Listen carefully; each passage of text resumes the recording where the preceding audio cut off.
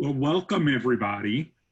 Um, Welcome to New Ways Ministries webinar entitled The Supreme Court and LGBTQ Issues, What Catholics Need to Know in 2020. My name is Frank DiBernardo, and I serve as the Executive Director of New Ways Ministry, which is the National Catholic Ministry of Justice and Reconciliation for LGBTQ people and the Catholic Church. Let me first wish all of you a happy feast day, because today, All Saints' Day, is the feast of all of us. Today is truly your day, especially since the gospel this morning said, "Blessed are they who hunger and thirst for righteousness, for they will be satisfied." That is truly all of you who are interested in this topic about justice and equality for LGBTQ people. We're happy to have you here on this webinar, though we also look forward to the day when we can have an event like this in person so that we can really see all the saints marching in. I want to move us right along, so first I'm going to introduce Bob Shine, the Associate Director at New Ways, who is the wizard behind our electronic curtain today, to just explain a few technicalities. Hello, everyone, and welcome. I want to let you know a few things. If you haven't done a webinar-style Zoom meeting, it's a little bit different. So a few notes. First of all, your camera is not visible. The only people you'll be seeing today are our speakers. The second thing is, so you don't have to worry about turning your video on and off or muting yourself. The second thing is we will be using the chat feature, but if you're going to use it, you can message just the panelists or both the panelists and attendees, which would be a public message. The third thing is that we'll have a period for questions and with our speaker. And to do that, on the bottom of your screen, there is a Q&A icon with two speech bubbles. And all you have to do there is pull it up, type your question in, it will go into the queue, and we'll be selecting questions, maybe consolidating some or moving around, but hopefully getting to as many as we can. That'll be later this afternoon. So that's it from the tech side.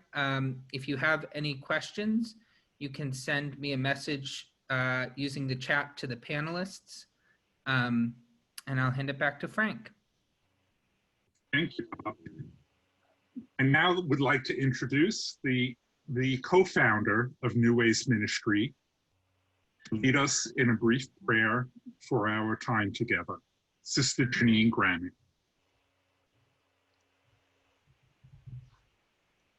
Well, as Frank said, today is the Feast of All Saints.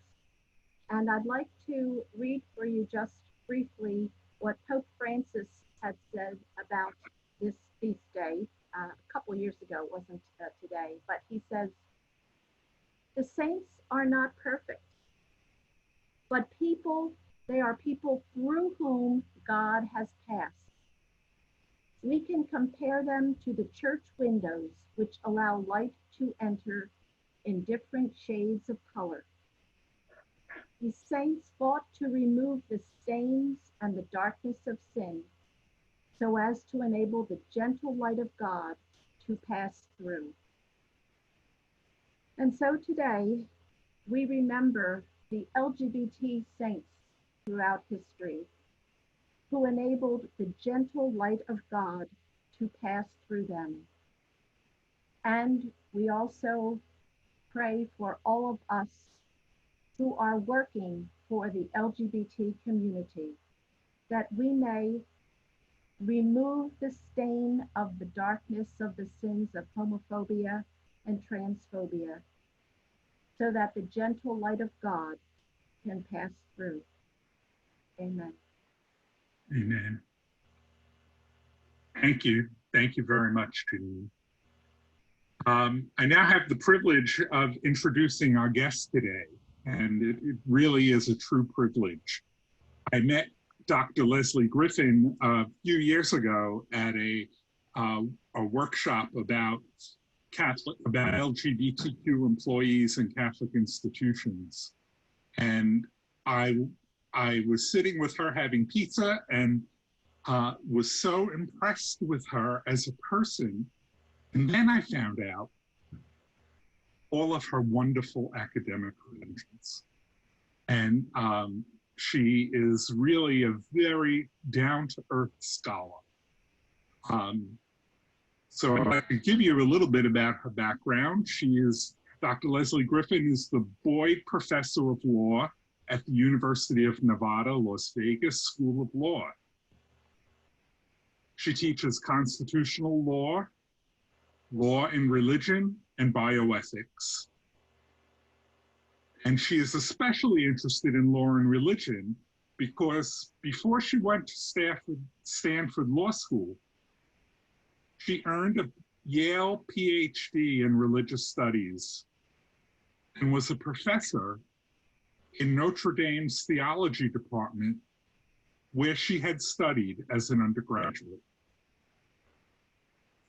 As a law professor, she has drafted several friend of the court briefs, amicus briefs, in several of the cases that she's going to talk about today, specifically in the two that have to deal with ministerial exceptions, Hosanna Tabor and Our Lady of Guadalupe, Morrissey Beru.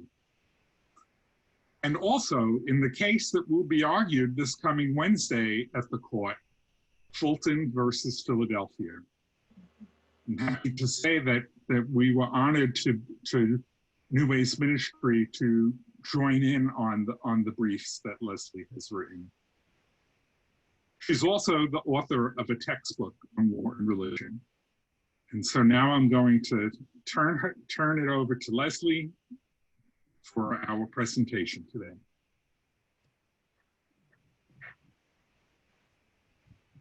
All right, well, thank you, first of all, for the introduction from Frank, and it's nice to see Sister Janine and Bob again. I appreciate all your help and support. And I think that you can see my slides, is that right? Yes. All right, well, good afternoon, and I hope everybody is healthy and well, and I thank you for coming to this Sunday afternoon event. And I've been asked to talk about LGBTQ rights. And I have a hand up on the screen, and the reason for that is because very famously, Justice William Brennan used to ask his Supreme Court clerks, well, what's an important rule in constitutional law? Or how does constitutional law work? And the answer that he would want is 5, the rule of 5. With 5 votes on the Supreme Court, would you want to say you could do anything? And almost you could do anything, because 5 votes is the winning vote. If you get 5 votes on the court, you can win the case. And when I teach constitutional law, I always teach my students to try to count to 5. And so I recommend that you do that. That's part of what we'll do today when we see that there's good news, bad news, and some questions about where LGBTQ rights are right now at the Supreme Court. Now, the first case I want to talk about was decided just this summer, and it's the Bostock case. And if you can see the slide, you'll see at the very bottom in small print, it says oyez.org, O-Y-E-Z. And I just want to call your attention to that. That's the website you can always go to. If you need help on what the Supreme Court is doing, you just put in a case name and oyez, and you can get a nice screen like this. And it always teaches you how to count your justices. And so this summer, in this past term, Justice Gorsuch, one of the newer justices on the court, wrote an opinion for 6 justices. And what he said was that Title VII of the Civil Rights Act of 1964 does prohibit discrimination against gay, lesbian, and transgender employees. And there'd been a long discussion because Title VII says you can't discriminate on the basis of race or sex. And so some people thought, oh, sex means male or female, but not sexual orientation. And Justice Gorsuch wrote an opinion saying, oh, sex does include sexual orientation. And how did he get to that conclusion? He said, in his words, an employer who fires an individual for being homosexual or transgender fires that person for traits or actions it would not have questioned in members of a different sex. Sex plays a necessary and undisguisable role in the decision, exactly what Title VII forbids. And so here's a textual reading of Title VII that says, Title VII, the big Civil Rights Act of 1964, does prohibit discrimination against gays, lesbians, and transgender people. And so this was a big victory for lesbians, gays, and transgender people at the court. And they got 6 votes for it. Now, as you can see on the screen, there was a dissent, Justices Alito, Thomas, and Kavanaugh. And the dissenters accused the majority of legislating from the bench. They said Title VII clearly says sex discrimination, and those drafters back in 1964, they weren't thinking about sexual orientation at all. And so if you want to protect against sexual orientation discrimination, you've got to get Congress to put it into Title VII. But those were the dissenters. The majority said that these claims of discrimination could go ahead under Title VII. And so that's a victory for gays and lesbians and transgender people who can bring discrimination suits.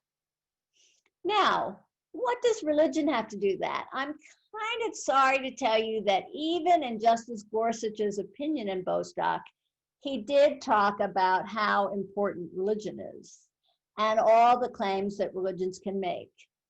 And so you'd say, how could religion get in the way of Title VII lawsuits or any other lawsuits? And it's by something that the court has named the ministerial exception. And way back in the 70s, there were cases that started under all the anti-discrimination lawsuits, whether age or disabilities or gender or race or national origin. And members of religious organizations would go to court and sue and say, my employer discriminated against me. And what the court said is, we cannot let ministers sue. Ministers, that would mean that the courts were interfering in the free practice of religion. And so if you're a minister, you don't get into court under any of the anti-discrimination statutes. It's an affirmative defense. And the lower courts had played with this idea for a long time and had agreed to have it. And then we got a case to go up to the Supreme Court in 2012. And that's the Hosanna-Tabor case. And the court, if you could see on the screen, this court unanimously said that the ministerial exception would keep a minister from suing. And so in Hosanna-Tabor, it was a Lutheran woman school teacher who had studied to become a non-lay, but more of a ministerial kind of teacher. And so the court said clearly she was a minister, and she'd gone through illness and was claiming that her employer had discriminated against her because of her illness. But because she was a minister, her case could not succeed. It was dismissed. And so if you're a minister, your case just doesn't get into court. Now, when Chief Justice Roberts wrote that 2012 opinion, what he said is there's a 4-part test. It's not precise, but there's a 4-part test. We look at the employee's title, the substance reflected in that title, her own use of that title, and the religious functions she performed for the church. And so most of the courts were playing with those 4 factors: title, substance of the title, her use of the title. Now, in that same opinion, Justice Thomas said you should just defer. in a concurrence. You should just defer to whatever the employer says. If the employer says you're a minister, you are a minister. That's it. And Justices Alito and Kagan said they'd prefer a test that focused on the function performed by persons who work for religious bodies. Now, if you study the Supreme Court, you'll know that what concurrences usually do is say, we all agree on the outcome. Parrish was a minister, but we do have different tests. And those tests went through the court for a few years. And then another court case came up to the court just this past term. And so here's another case that was decided this summer. And this was a Catholic school case where there were two Catholic elementary schools in California. And there were two women working at these different schools. And one of them got older and was fired. And another one developed breast cancer and asked for help with her schedule because of her breast cancer. And she lost her job. Now, I'm sure many of you have thought about, oh, well, we had a Lutheran teacher in that case. What about these Catholic teachers? Are they ministers or not? And what happened in California is that their case got to the Ninth Circuit, which is this circuit court that covers the Western states. And the Ninth Circuit, looking at this case, said these two women are teachers, not ministers. And that's everything, right? If you're a teacher, you can get into court. If you're a minister, you cannot. And so these two teachers, their case went up to the Supreme Court. And the Supreme Court 7-2 ruled that the teachers are ministers. And so their lawsuits could not proceed. Now, it was Justice Alito who wrote this opinion. And maybe unsurprisingly, he picked up the test he'd used in Hosanna Tabor. And he said, well, let's just look at what they do. What do these teachers do? They perform vital religious functions for their schools, right? They're educating students in the Catholic faith and teaching them to be Catholic. And therefore, what they do is religious and they are ministers. Now, unlike the 2012 case, we did pick up two dissenters in this case. Justice Sotomayor, joined by Justice Ginsburg. And what Justice Sotomayor said is that Alito had expanded the test far too much to now make more people ministers. In fact, she said, now thousands of school teachers across the nation will be viewed as ministers and therefore not able to get into court. And so unlike in the first case, you did have two dissenters here who were worried, who were saying, oh, the court has turned so many employees into ministers. And what that means is that when they sue for age discrimination, disabilities discrimination, racial discrimination, gender discrimination, whenever you bring a lawsuit against your religious employer, if you're a minister, the case gets dismissed. And for gay employees, there are a number of cases where just like these two women school teachers who were viewed to be ministers, there are many gay, lesbian, or transgender employees who could lose their lawsuits because they're ministers. And so if you're a minister or doing anything that looks religious, the odds are that the courts can find against you. And so a lot of employers have been looking, some employers are looking for ways to make everybody ministers, and others are looking for ways to keep anybody from being a minister. So we have the ministerial exception case. But when we study the Supreme Court, we know, as I teach my students, that once the Supreme Court decides a case, there are other cases that decide what it means. And up on the screen, I have some LGBTQ cases. And the first two of them were decided before the Supreme Court ever said a word about the ministerial exception. So they were decided right under what the lower courts had been deciding. And why are they interesting? Well, the first two cases, Bollard and McElvey, are about seminarians, Catholic seminarians. And Bollard was a seminarian who sued the California Jesuits and other clergy out there for sexual harassment while he was a seminarian. And part of the sexual harassment was saying anti-gay things. And so Ballard goes to court and sues for sexual harassment. Now, he is a seminarian, and so could he be a minister? Well, in this case, the Ninth Circuit said, no, he was not a minister for the purposes of the sexual harassment lawsuit. And they're very careful to say, you'll never have a court that says a religious place has to ordain somebody or maybe even give them a job. But what this case said is Ballard could collect damages for the sexual harassment. And part of it is that sexual harassment is not something that's religiously protected. And so Ballard was able to get into court and then settle his case for damages because the sexual harassment case stayed alive. Now, McElvey was a seminarian, and his lawsuit was against the Diocese of Camden.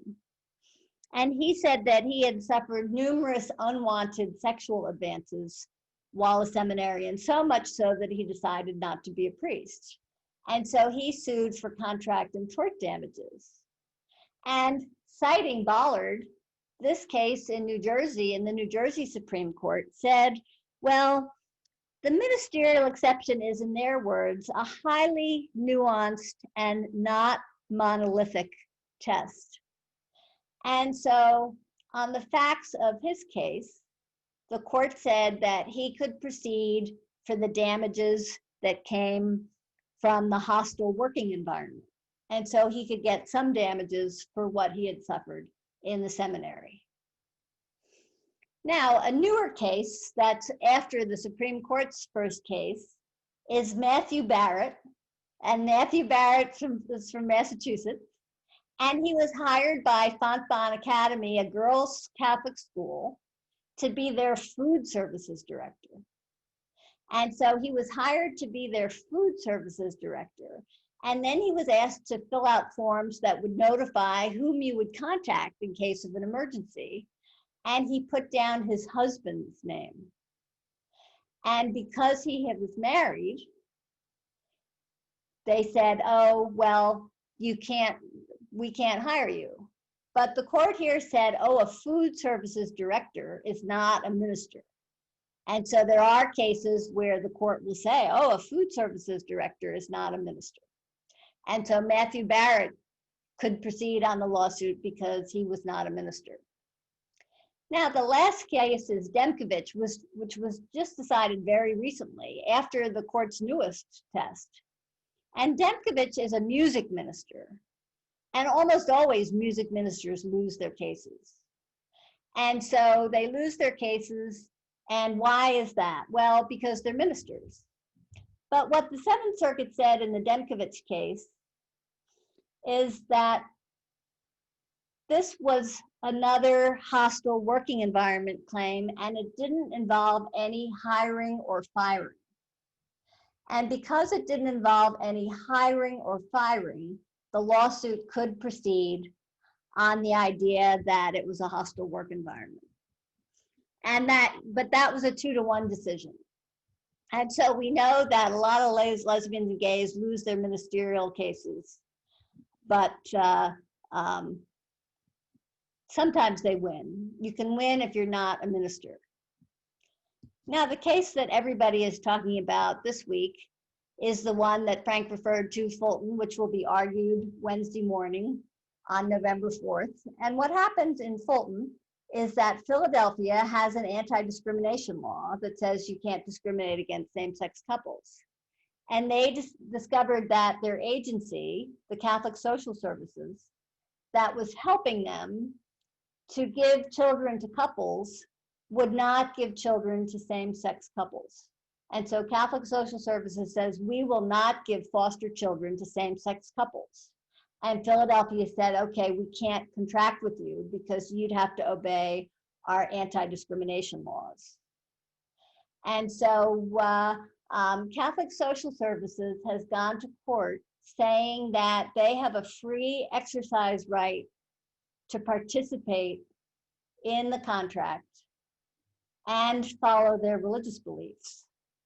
And they've asked the court to give more protection to religious beliefs than people finally get. And so this is a huge case. And because of the way the court is hearing cases now, you can watch it online. You can go to C-SPAN Wednesday morning and watch it live or watch it later in the day. It's something new that COVID has given us.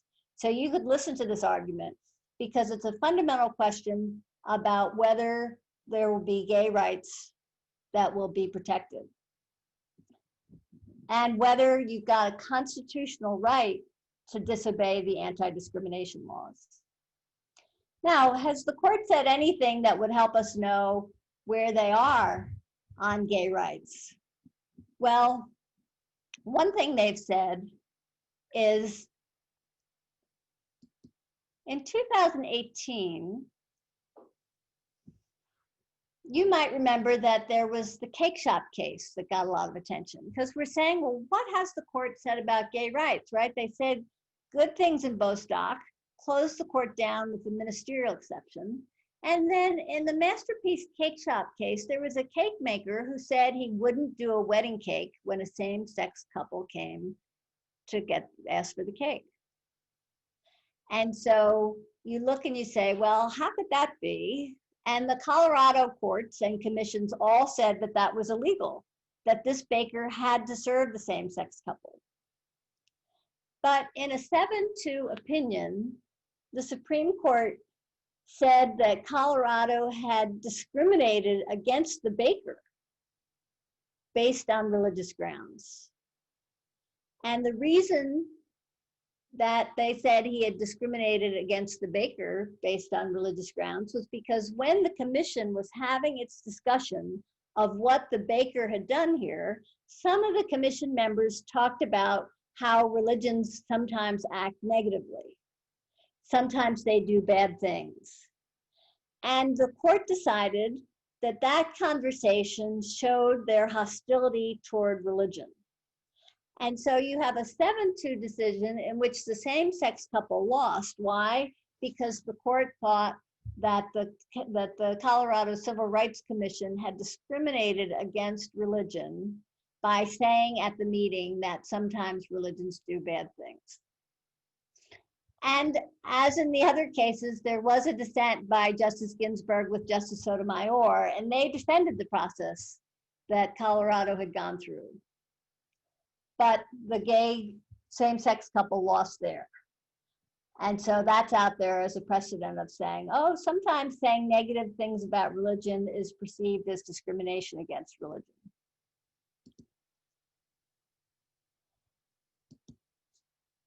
Now, I'm sure you all know about Obergefell, right, which is our famous same-sex marriage case. And so Obergefell, right, it's now, what, 5 years old? But it was a 5-4 decision.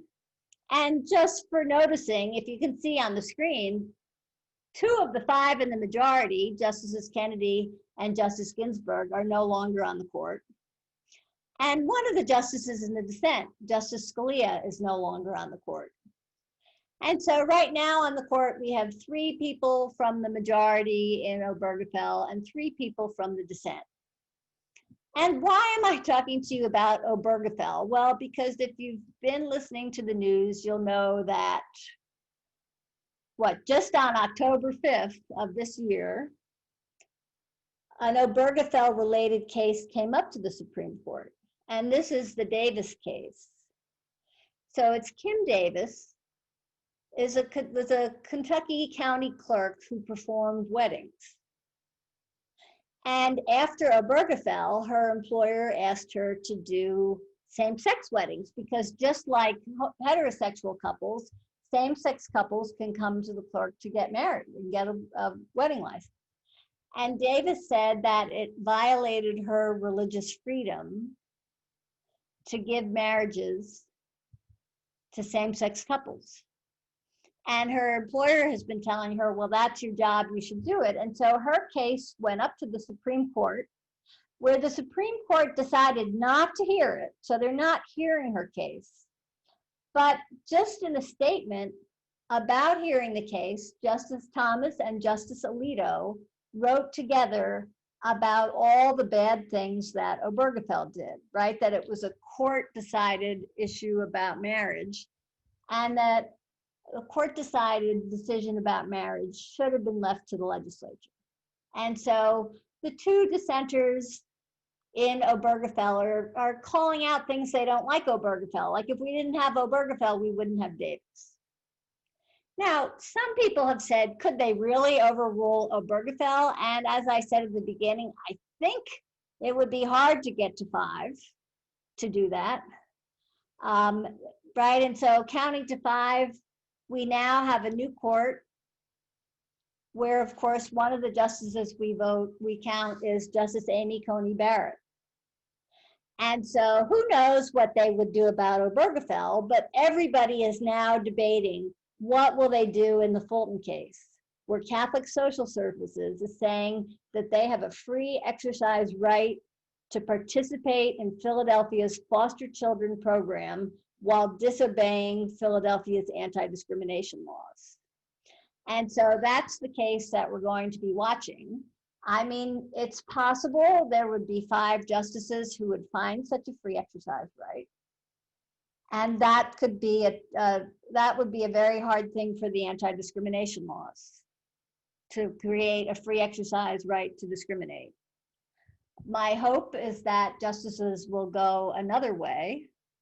And so I thought I would just end by telling you how they possibly might do that. Right, there's somebody that you've been paying a lot of attention to, right? Pope Francis, and what he said about same-sex civil unions. And there's been a lot of discussion. Could he have said more about marriage or something? And my own thought is that perhaps the Supreme Court could say, well, right, we know that the Pope has said that gays, lesbians, transgender deserve legal protection of same-sex unions.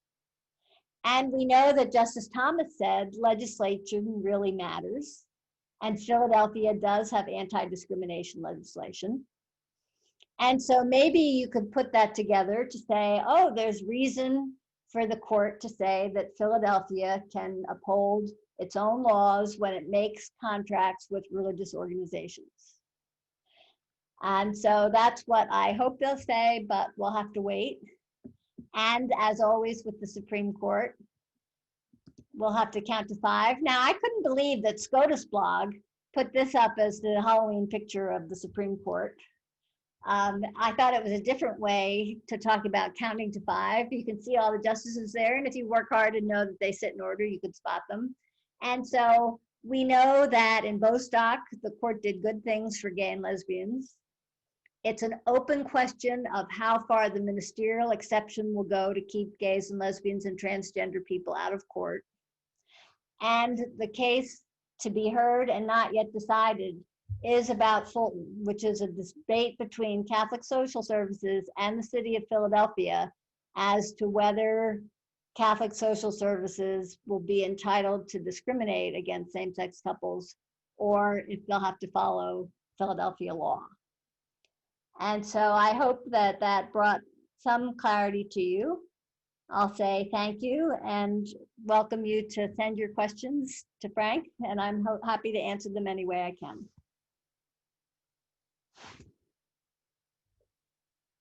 We can't hear you. There we go. Thank you very much, Leslie. It was a wonderful and enlightening, complete report on cases that even though I follow this stuff, cases I was unaware of. So, well, I mean, that's why on the slides are, you know, that's why I put up the picture at the end. SCOTUS blog has news on the court all the time. And the AA has the cases listed all the time. And so anybody watching, you can always just head right to the website, and if you forgot what justices voted what way, it's all right there for you to see. It's a great help. And I try to use it when I'm teaching online with students so we can see and remember where the justices went. Great, thanks. That's a good tip. So if you have questions, please put them in the Q&A. We're going to try to get to as many as possible. I'm going to ask them in the order in which they came in. And the first question is, in Fulton, can the court force the city to renew the contract with Catholic Social Services? It seems like a problem forcing a city to contract with a religious organization. So that's a great question, because some of the people who wrote briefs in Fulton are saying that this is different because it's a city contract and the city can't be ordered to do certain things in the contracts. However, I think if the court says, as it has in other places, you violated religious freedom by not letting these people contract, that Philadelphia would be forced back into, would have to go into the contract. I think if the court says that you discriminated on the basis of religion or didn't let them have free exercise, it means that religious people aren't treated the same way as others. And so I think they could say on discrimination against religion grounds, which is always there as the other side, as discrimination against religion grounds, we won't let you discriminate again. We and the First Amendment won't let you discriminate against the exercise of religion here. And so the solution would be to put them back in the contract. Okay, thank you. A related question on that topic is, does Philadelphia have a constitutional right to terminate an existing contract with Catholic Social Services? In Fulton, Catholic Social Services is claiming they should be allowed to operate with religious preferences. But could the state of Pennsylvania just stop, could the city of Philadelphia just stop contracting with them? So, I mean, that's another good question. It goes back to what I said about, well, how far will you let what's perceived as discrimination against religion proceed? And the court would be unlikely to say, oh, the city or the state can discriminate against religion in all its contracts, right? Because you're supposed to treat people fairly. Now, Philadelphia is saying, well, we want everybody to treat people fairly by following the anti-discrimination laws. But if you have a strong, and this is what Catholic Social Services is asking for, if you have a very strong notion of religious freedom that says religious freedom are exempt from the laws that govern other people, then it could be that the religious people would get into the contract because the free exercise constitution of the free exercise clause of the Constitution requires it.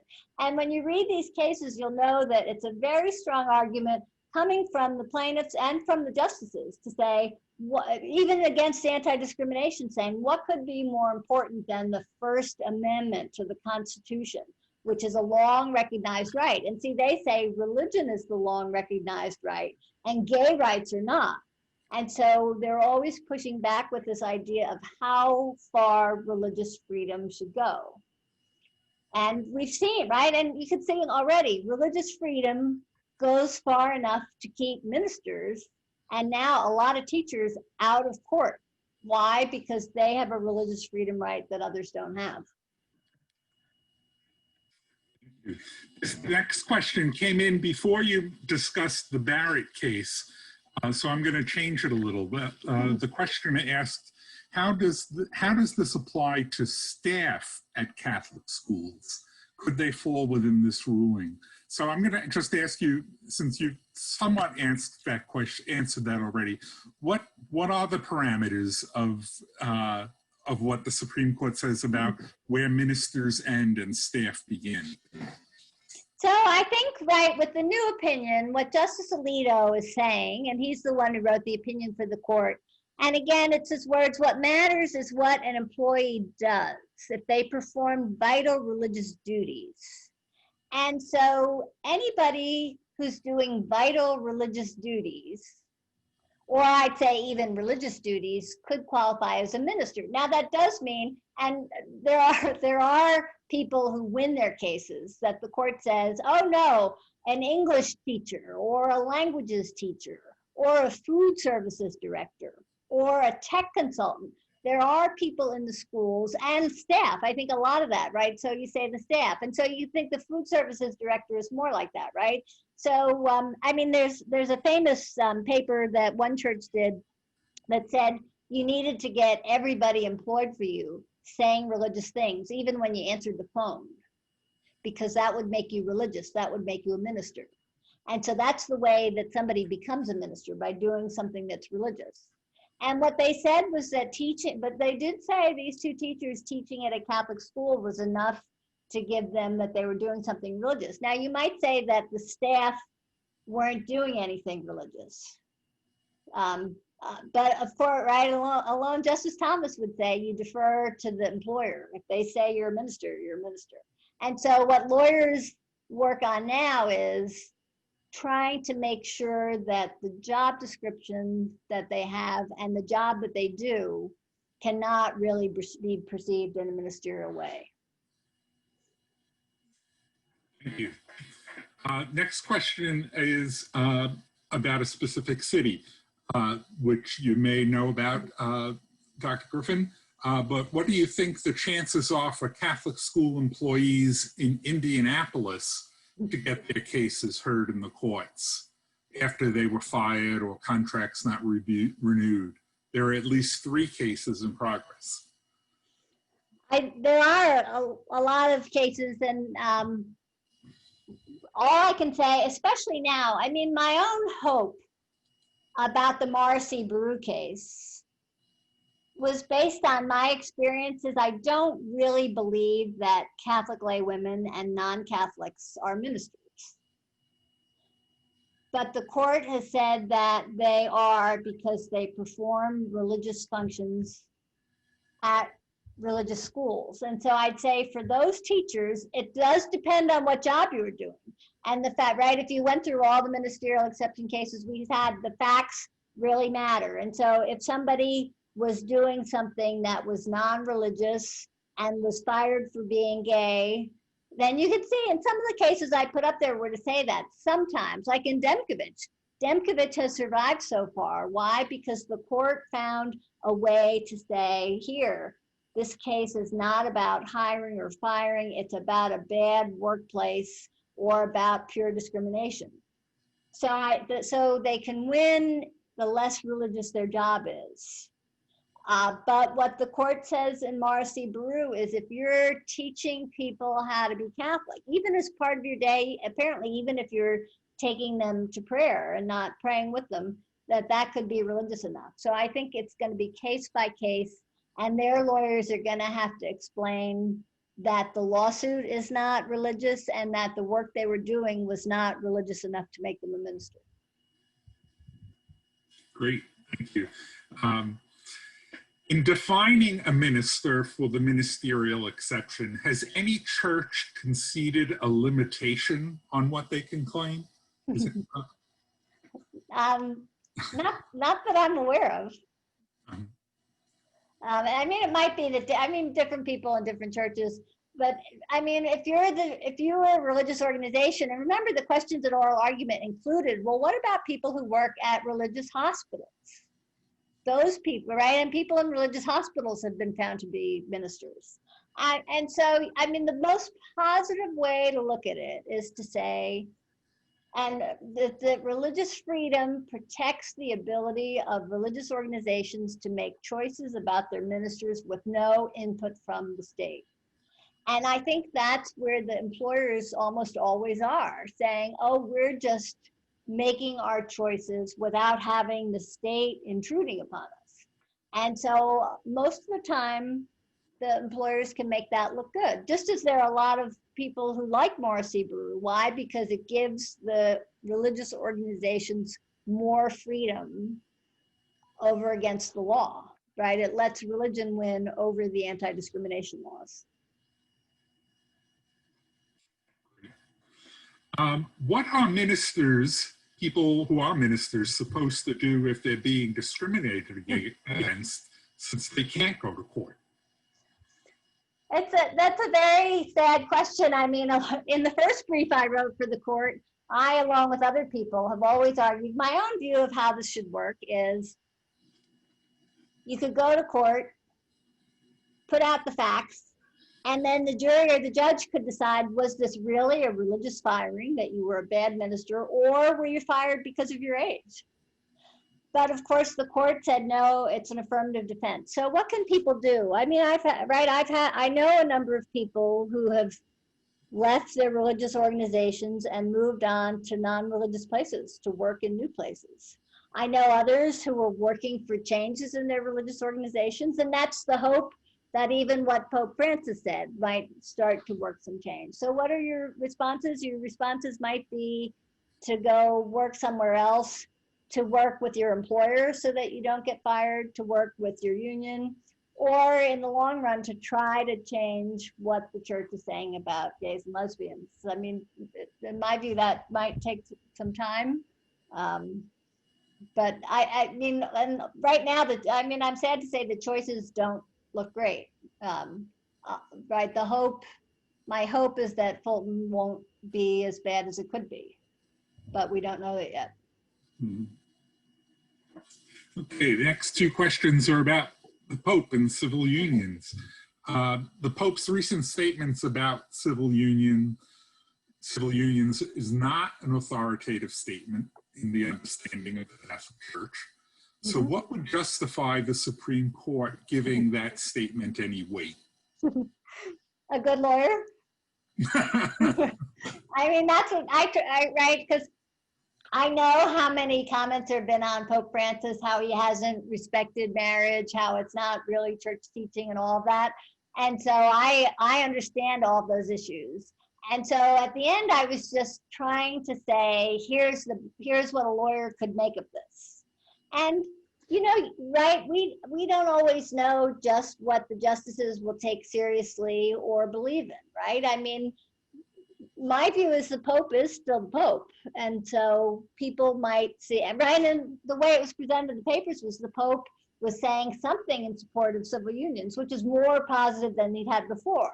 And so I thought, well, it might raise a question mark, maybe, for somebody who has this group saying, oh, no matter what, we're not going to give foster children to same-sex people, right? That's constitutionally protected.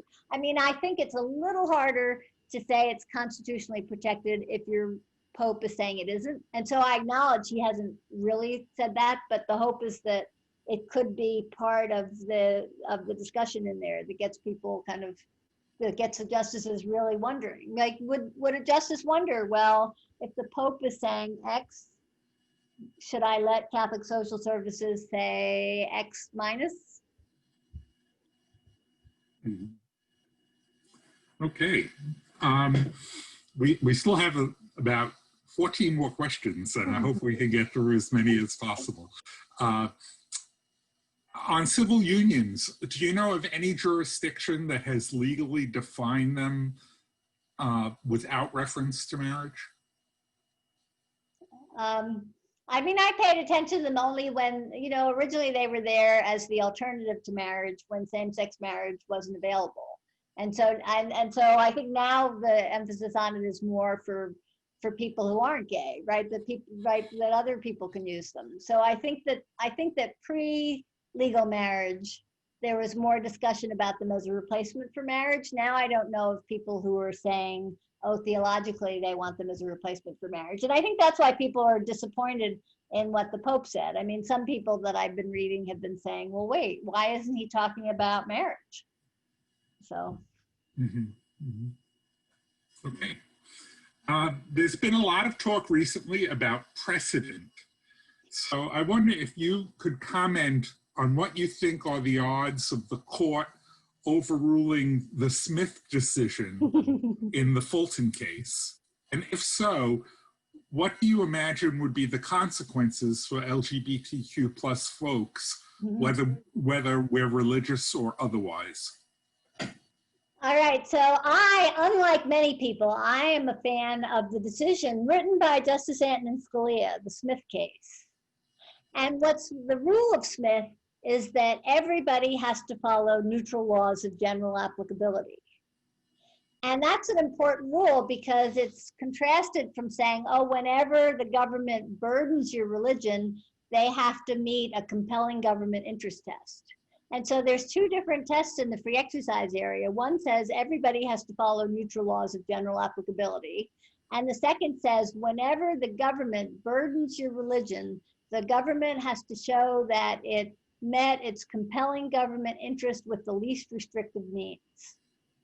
And people who didn't like Smith have given us the Religious Freedom Restoration Acts. And we've already seen what the Religious Freedom Restoration Acts have done for women's rights and other rights, right there. So if you want to know, Smith is one thing, and the Religious Freedom Restoration Act is another. And under that heightened level of scrutiny, many employers have won cases because they say giving contraceptive insurance is a burden on our religion. I won't do it. So back to the question that's asked, it is possible that this court would change Smith because many people have wanted religions to get more constitutional protection than what Smith gives. And so what happens? What happens if the court, so a bad court decision would be, in Fulton would say both that we're changing free exercise so that whenever the government burdens religion, it has to come forward with a compelling government interest to do so. And then we'll say that that standard, that Catholic Social Services has won that standard here because religious freedom trumps the anti-discrimination laws. And so that would be a very bad result. And so to the questioner, my hope is that they won't rule for Fulton. And another hope is that they won't change the teaching on free exercise. But this has been a very pro-religious freedom case. In a case I didn't talk about today, Espinoza, the court talked about more financial aid going to religious schools. And so there's the positive view of it is there's a lot of respect for religious freedom and people wanting more of it. But often really promoting religious freedom interferes with the discrimination laws. And I do think that's especially true in the racial discrimination area, where the summer made us realize how many religions continue to discriminate on the basis of race. And yet the courts have said racial discrimination is wrong. And yet you can lose a case, you can lose a race case if you're a minister. We have Black ministers who can't get into court because they're ministers. And so there's a real tension between how much you want religious freedom to be protected and how much you can do that and still protect LGBTQ rights. It's a very hard tension. For Catholic schools, would stating the definition of a minister very narrowly be helpful? And should that definition be put in an employee handbook or employee agreement? Right, there was a question in San Francisco some years ago when they were asked that everybody was supposed to sign a contract saying they were ministers. And the people at the school didn't want that because they knew, and I knew that if you're a minister, you can't win. And so the best thing would be to say you're not a minister at all. Or to say, but that's something that I've talked about with some people. We're wondering if religious employers will always have to tell their employees, you are a minister and therefore you cannot sue. Because that's how it works out most of the time. So ideally, yes. The ideal would be to say, we call this person a minister, but we contractually agree that if we violate the anti-discrimination laws, we could be sued. That would be a lot for an employer to do. So I'd say you could define minister narrowly, but a court might still want to say, well, you're still a minister. So I think you'd have to put in there that we respect civil rights. Although the faculty handbook in Hosanna Tabor said that the school followed the anti-discrimination laws, and the court said that did not matter that was in there. It did not matter because she was a minister. And that trumped even having the anti-discrimination laws in the faculty handbook.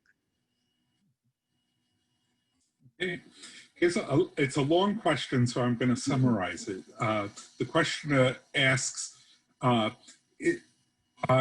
we look at the city discriminating against Catholic social services and ending their entire operation, harming hundreds of children, the possibility? Why should an institution be forced to put children with same-sex couples? That's a great question, and there's a new article on that Nelson Tebbe just wrote. That explains that they went back and they've been collecting data from Massachusetts, where agencies did close down. And what their study is finding is, because it sounds like, oh my gosh, what's going to happen to the children? But what happened to the children is that many of the employees of the Catholic agency went to work for a new agency, and other agencies stepped in.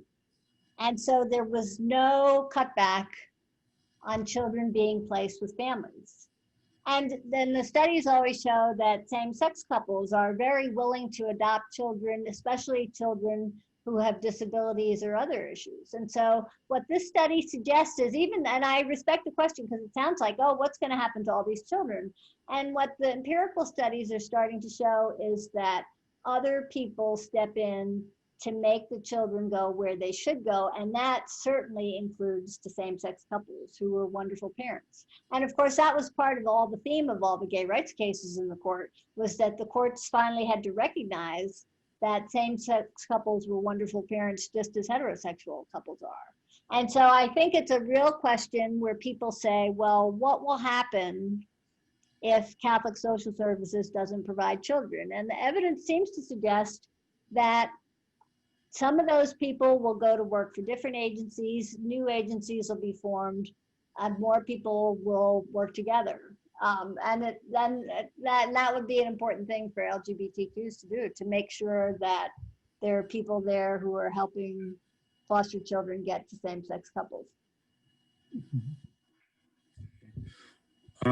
Why does religious freedom seem to apply only to institutional or church authority, not to a person's right to follow his or her own conscience, which is a Catholic teaching?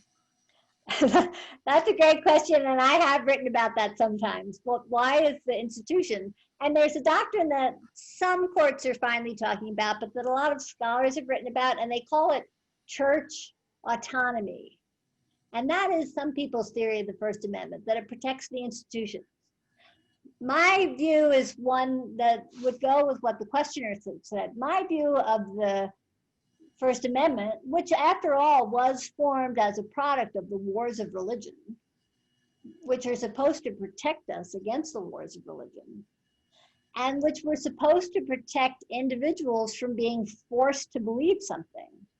So my own view of the First Amendment is we would do a better job interpreting it if we saw what happens to individuals in churches. But right now, the court's emphasis is really, again, on the organizations. And you can kind of understand that, right? People who are in churches or in religious organizations, most of them think, oh, well, our religious organization is doing a great job, we love it.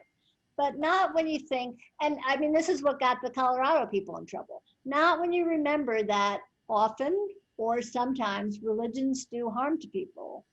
And when they do, they need to be held accountable. As we learned during the whole sex abuse crisis, right? That sometimes religions do terrible things and the law needs to step in. And so I think, and maybe one day we'll have that, if the First Amendment were protective of individuals in religious institutions, because right now it seems to protect the power of the employer over the power of the employee. Great, thanks. Could you expand on examples of Supreme Court cases which could not be heard because they had to be decided by the legislature, like Thomas and Alito have said? Mm-hmm. I mean, we have a discussion going on right now about that in terms of the elections and who's in charge, right? And so who's in charge of the elections and so forth. I mean, my own view is that somehow the Constitution is protecting the role of all those branches. And so I agree it's good when legislatures legalize same-sex marriage, but I don't think civil rights can ever wait just for legislators to do it.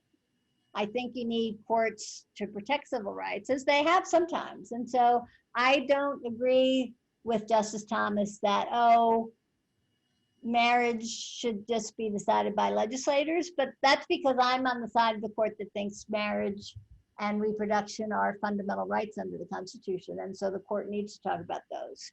But I do think it's a fundamental difference that people have now as to, well, what do you want the courts to do and what do you want the legislatures to do?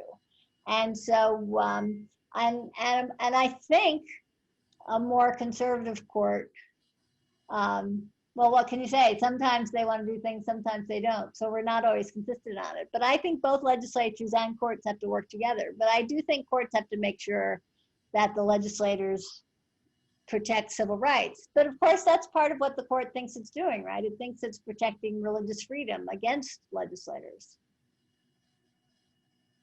Hey, here's a question from across the pond, someone who's on the webinar from the UK.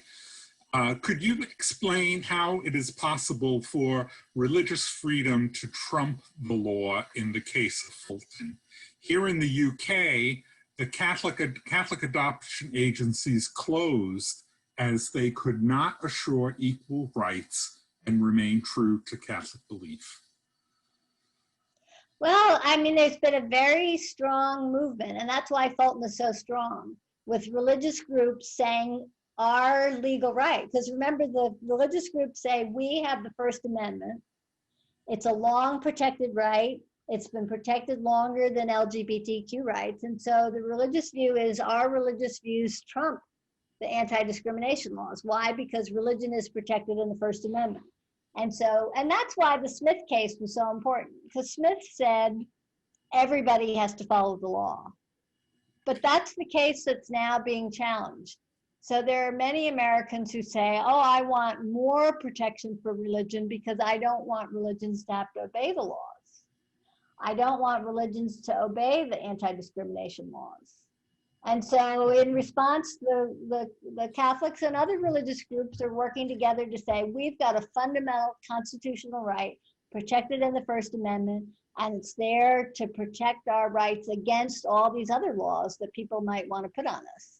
And so it's a vision of the First Amendment that says, the First Amendment gives us a religious right to disobey the law, which is what the Fulton plaintiffs are asking for, right? A religious right, a free exercise right to do business with Philadelphia on its own terms and not on the city's terms.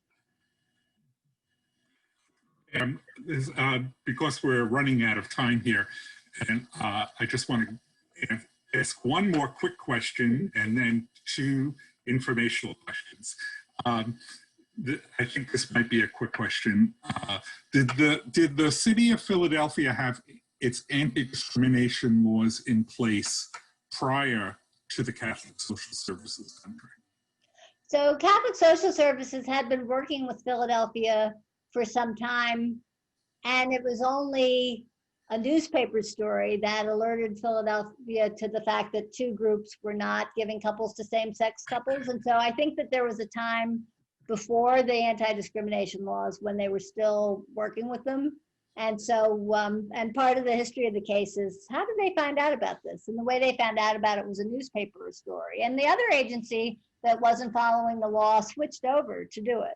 And so the social services had been working with Philadelphia for a while and working on their own terms. And that's what they're upset about. They're saying, we worked with you on these terms. We need to continue working that way. And now Philadelphia is saying, well, no, we've got this anti-discrimination law. You can't.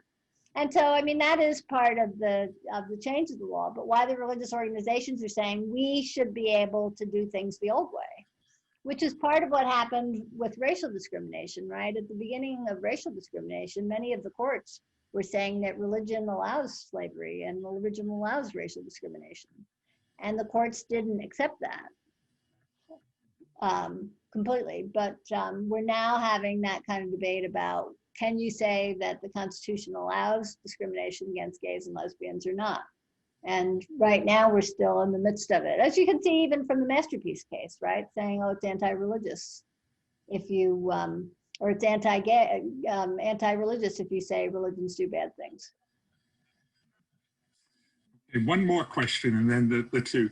Obergefell is based in part on Griswold's decision and the right to privacy, which has been a target for the conservatives, specifically regarding the Roe decision. Do you see a new conservative majority undermining Griswold itself And if so, does this overturn or weaken Obergefell, Roe, and related cases?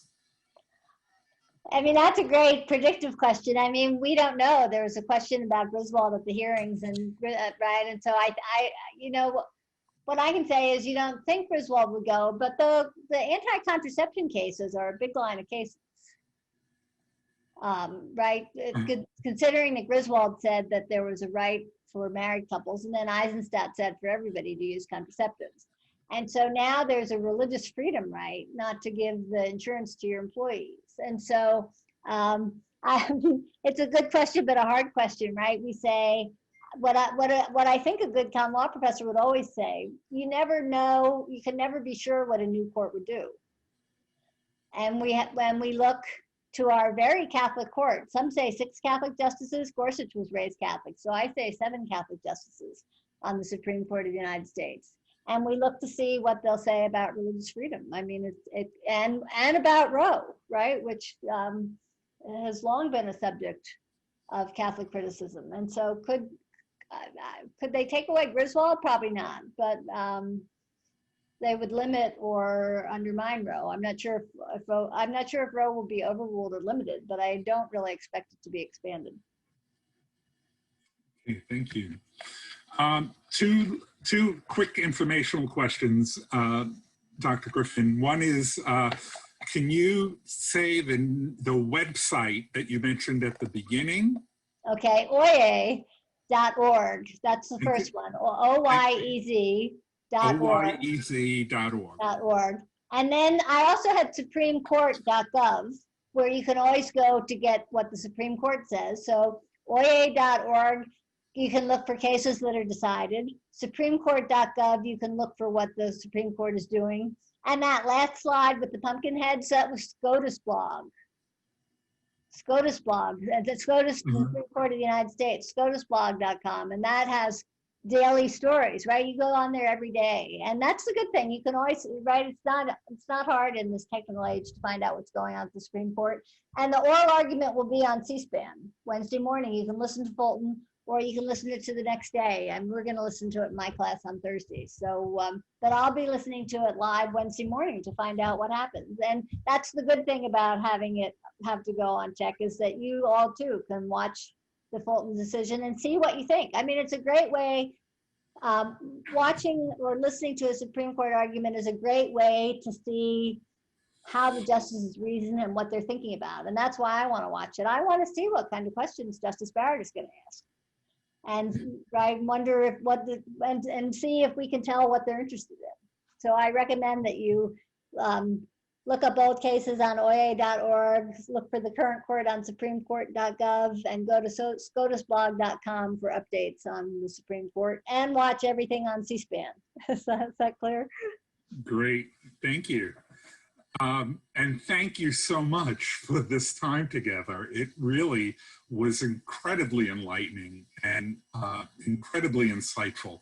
I think you've given us all some good information to better understand the cases that have already gone on, and to be able to understand the future ones as well. I have 2 quick announcements, and then we're going to pray out. And those are, the 2 announcements are that you will be receiving an email follow-up to this webinar, and there will be some good information, including information about the New Ways Ministry blog, Bondings 2.0, which covers these Supreme Court cases that deal with LGBTQ people and that deal with Catholic issues involved in them. And we also have you'll also have the link to our employment non-discrimination page about all the information about the employment cases that have been happening, that continue to happen, and ways that you can do to help stay that tide.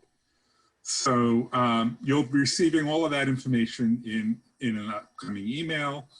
And now I thank you all for your patience, for for your great questions. And I'm going to turn it over to New Ways Ministries staff member, Dwayne Fernandez, who's going to pray us out for the evening. Thank you, Frank.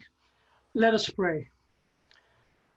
Gracious God, during the first 6 days of creation, when you brought life into the universe and created the wonders that are the stars, the earth, the sun, moon, waters, vegetation, and every living being, you took a step back each day and marveled at whatever you had created. You called it good. The work of your creation brought you such joy that you bestowed this very gift of work, of being a creator, to the people you created. In the book of Ecclesiastes, chapter 3, it is written, "People should eat and drink and enjoy the fruits of their labor, for these are the gifts of God." And so we thank you, God, for the work of our hands, and we commit our work to you because we believe that through you, our work and your reign is established. We ask you today, though, to look with favor on those who have been robbed of work because of a raging pandemic, because of unjust laws based on sexual orientation or gender, because of race, religion, skin color, disability, or any other circumstance that would prevent your people from a good day's work. Cast your compassion as well on those who are overworked, underpaid, forced to work, or unappreciated for the work they do. Restore the dignity of work, gracious God. Grant justice where needed and bring life, especially at this time when we all approach the season of Advent, hungry for renewed hope, love, joy, and peace. And so with faith, we make our prayer in the name of Jesus. Amen.